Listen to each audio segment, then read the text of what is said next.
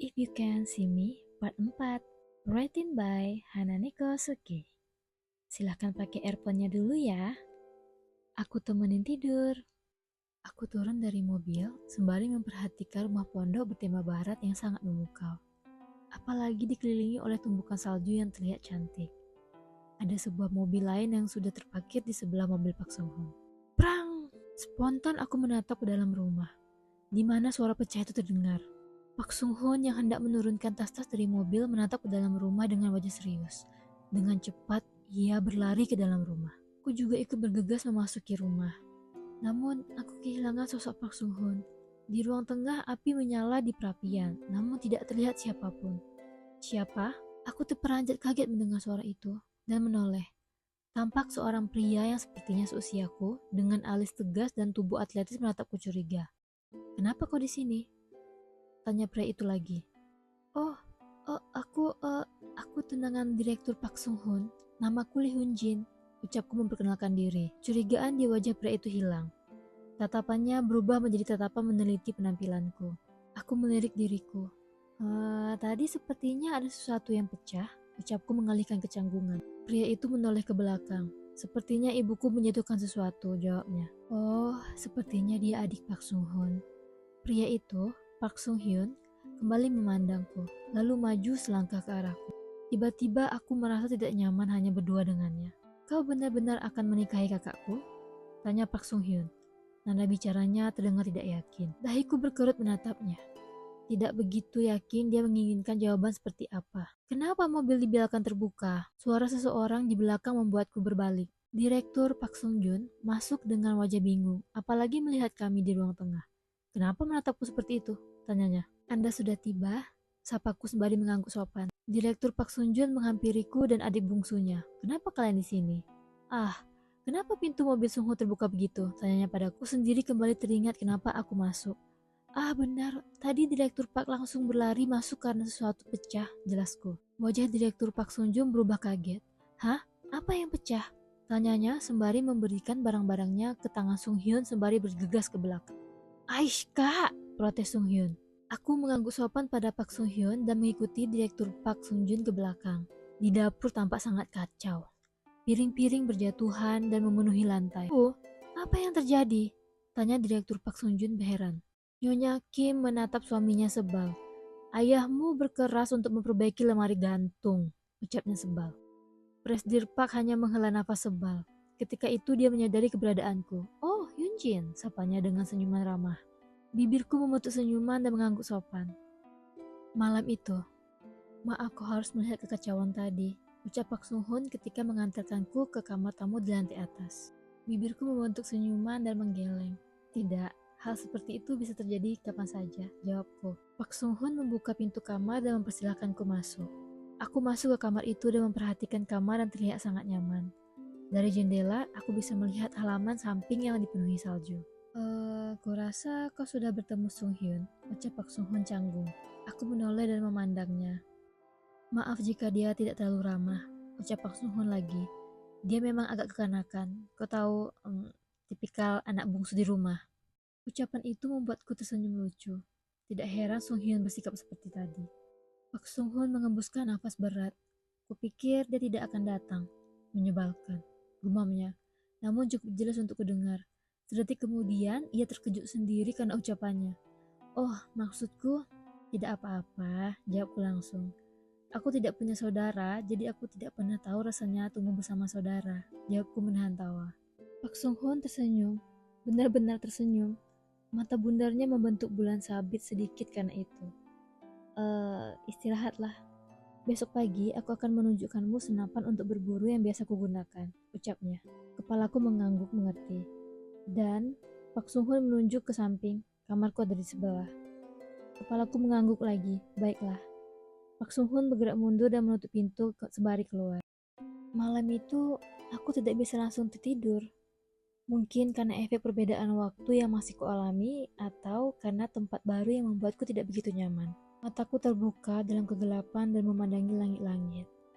Perlahan, aku membalik tubuh ke sisi kanan, ke tempat jendela besar yang kubiarkan tirainya terbuka sedikit.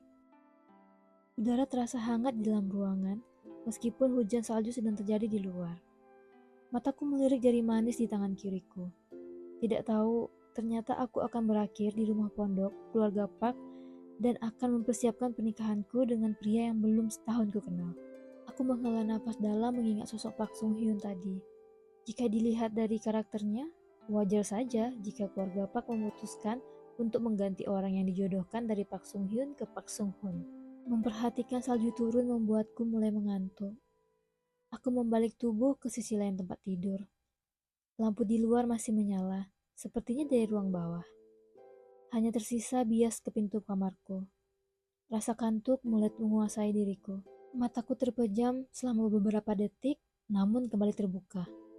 Sedetik, 2 detik, rasa kantukku hilang perlahan, menyadari ada sesuatu yang berbeda dari apa yang kulihat sebelumnya. Dahiku berkerut. Bias lampu di bawah pintu seperti terhalang sesuatu. Dek! Jantungku mulai berdebar saat bayangan yang terbias di bawah pintu bergerak pergi. Seseorang berada di depan pintuku. Dalam suasana setenang itu, aku tidak mendengar langkah kakinya. Siapa dia? Aku tahu mungkin saja itu salah satu orang di rumah pondok itu. Mungkin saja seseorang hanya berlalu. Tapi kenapa aku merasa tidak nyaman? Perlahan dan hati-hati aku bangkit sembari menyibak selimut. Lalu mengendap-endap ke pintu.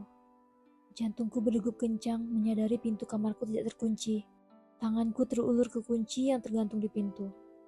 Mataku terpejam erat dan memutar kunci dengan cepat. Cetek! Bunyi kecil itu membuat jantungku nyaris jatuh dari tempatnya.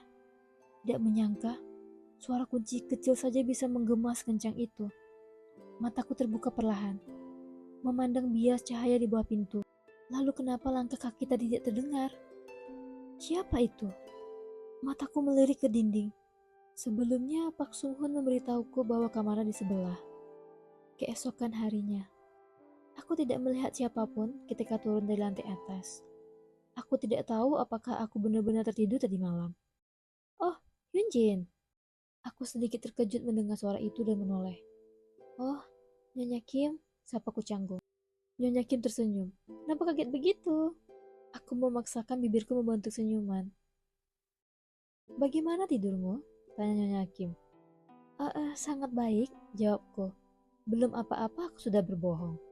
Ayo, semua orang ada di depan, ajak Nyonya Kim dan berjalan duluan. Aku menghembuskan nafas lega dan mengikutinya. Benar saja, semua orang berada di depan perapian. Orang pertama yang kukenali adalah Pak Sung Hoon, yang bertubuh tinggi walaupun dalam keadaan duduk. Rambutnya klimis seperti biasa. Hari itu, ia mengenakan baju hangat tebal berwarna coklat dengan aksen bulu di bagian leher. Ia terlihat sedang mengelap sebuah senapan berwarna hitam dengan 2 mulut peluru seperti yang biasa kulihat untuk berburu rusa di Georgetown.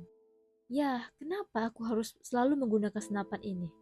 Protes Pak Sung Hyun sembari memperhatikan senapannya. Aku tidak tahu apa yang salah dengan benda itu. Presdir Park menoleh pada putra bungsunya. Kau harus memperlakukan senapan berburumu seperti tubuhmu sendiri. Baru bisa kau merasa benda itu benar atau tidak, ucapnya. Orang pertama yang menyadari aku di sana adalah Direktur Park Sung Joon. Adik ipar, bagaimana tidurmu? Tanyanya. Aku merasa canggung karena tiba-tiba menjadi pusat perhatian. Bibirku membentuk senyuman dan mengangguk sopan. Sangat baik, jawabku pelan. Pak Sung Hyun mengembuskan nafas sebal dan berpura-pura sibuk dengan senapannya lagi. Pak Sung Hoon memandangku. Nona Hyunjin, kemarilah, panggilnya. Aku sedikit merasa canggung mendengar dia memanggil namaku tanpa nama keluarga. Mungkin karena ada keluarganya. Aku menghampirinya dan duduk di kursi di sebelahnya. Presdir Park tersenyum tipis. Hyunjin, bagi seorang pria, ucapnya memulai. Sepertinya mereka akan memanggilku lebih akrab sekarang. Senapan yang mereka pilih untuk berburu sama dengan wanita yang akan mendampingi mereka. Sejujurnya aku tidak mengerti. Aku sama sekali tidak paham tentang senapan. Bibirku membentuk senyuman dan memandang Pak Sung Hoon. Ayah hanya ingin menyombongkan tentang ibu, jelas Pak Sung Hoon. Ucapannya langsung membuatku nyaris tertawa. Aku berusaha keras untuk tidak tertawa. Presdir Park menatap putranya sebal. lalu meneruskan kegiatannya lagi. Pak Sung Hoon menyodorkan senapan yang ia pegang. Ini yang biasa kugunakan untuk berburu sejak usiaku 24 tahun, ceritanya. Aku menerima senapan itu dan terkejut mengetahui benda itu memang berat. Wah, apakah selalu berat seperti ini?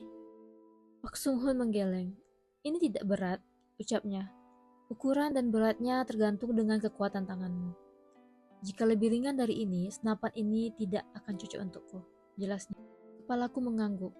Pembahasan tentang senapan berburu ternyata cukup menarik. Apakah ini sudah terisi? Tanyaku. Ya, ucap Park Sung Hoon. Ia mematahkan senapan panjang itu. Bukan dipatahkan. Maksudku, dia membuka tempat pelurunya dimasukkan. Hanya ada 2 peluru yang bisa dimasukkan. Ia mengeluarkan sepasang peluru dari saku baju hangatnya. Ini pelurunya. Aku mengambil sebuah peluru berwarna perak dan bisa dibilang sebesar ibu jariku. Hanya 2? Tanyaku. Ada beberapa lagi di sini.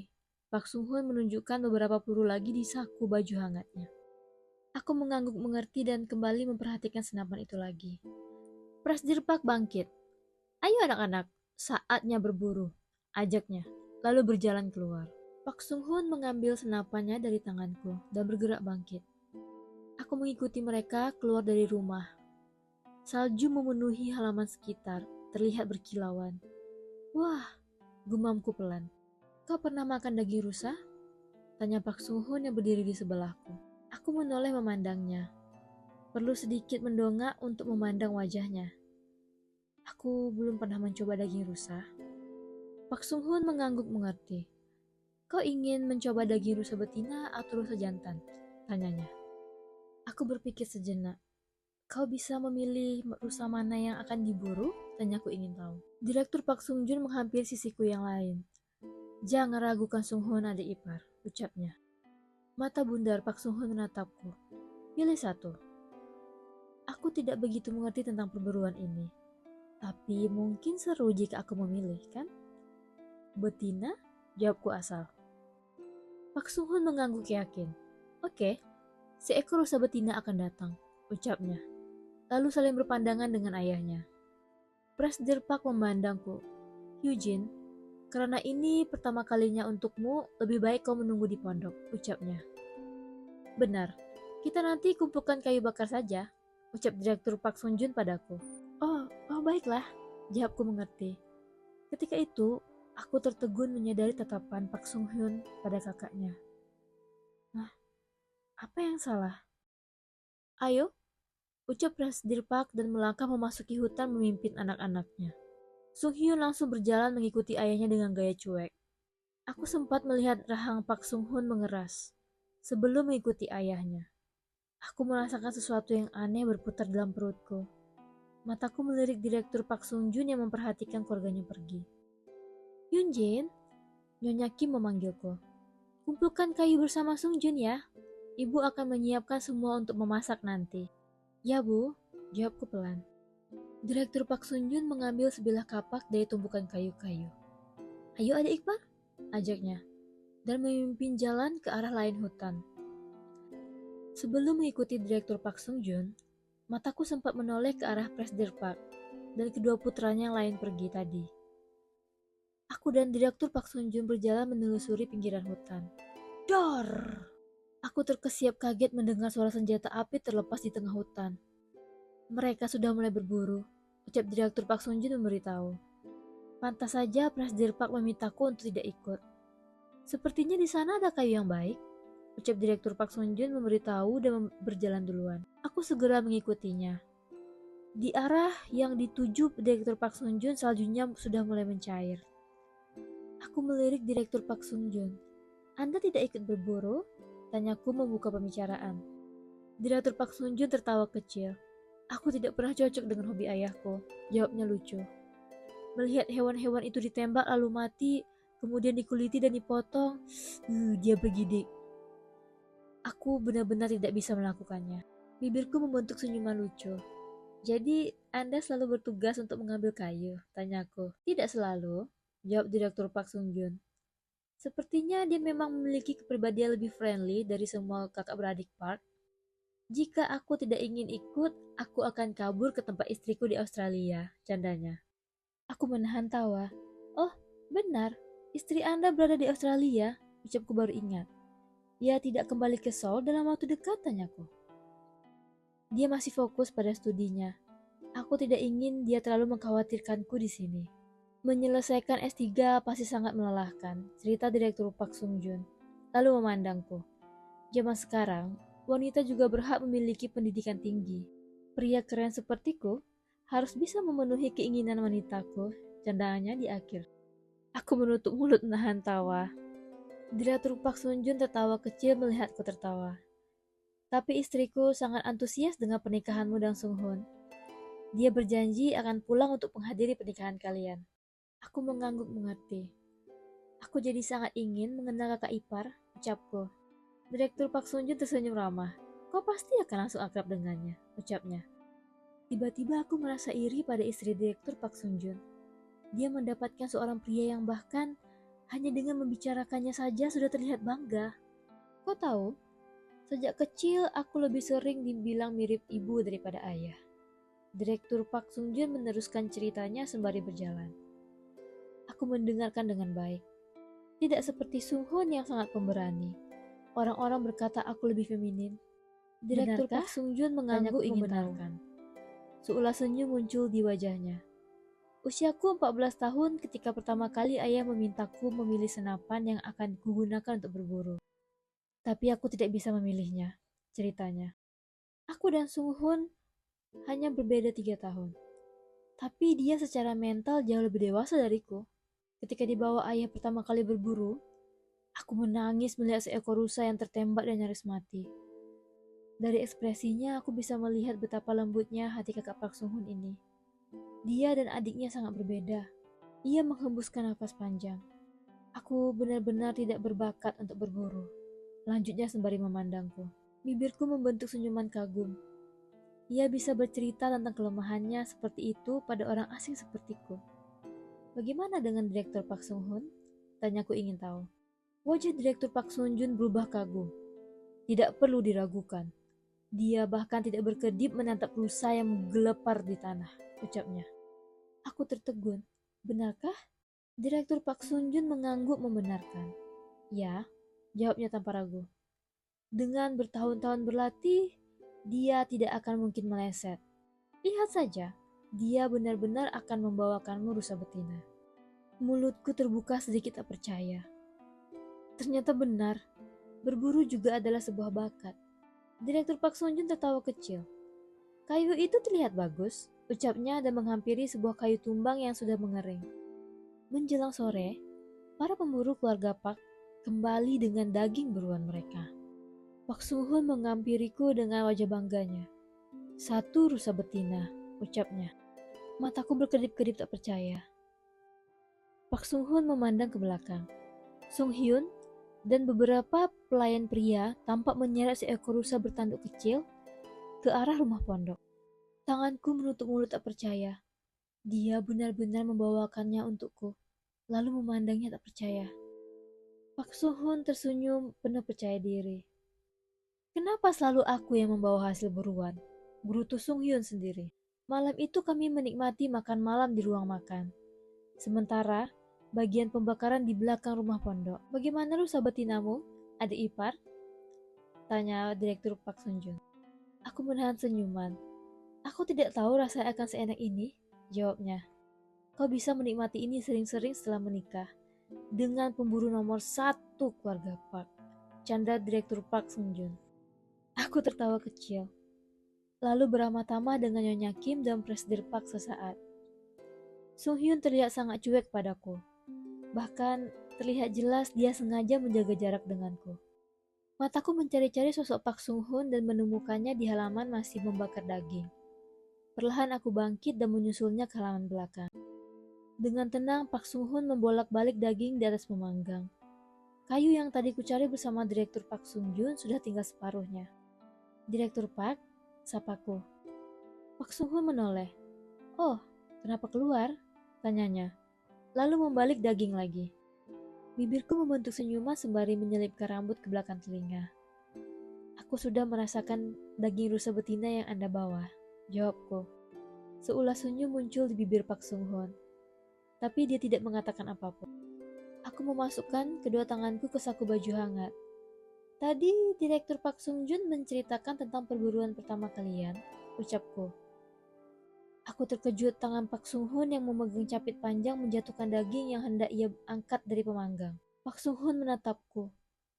Ekspresinya tidak seperti biasanya, membuatku merinding takut. Apa yang dia katakan? Tanyanya datar. Dia menyebut kakaknya dia? Ada apa ini? Pak Suhun tertegun. Oh, maaf. Sepertinya efek berburu tadi, ucapnya. Aku tersenyum kaku dan menggeleng pelan. Sampai sini dulu ya.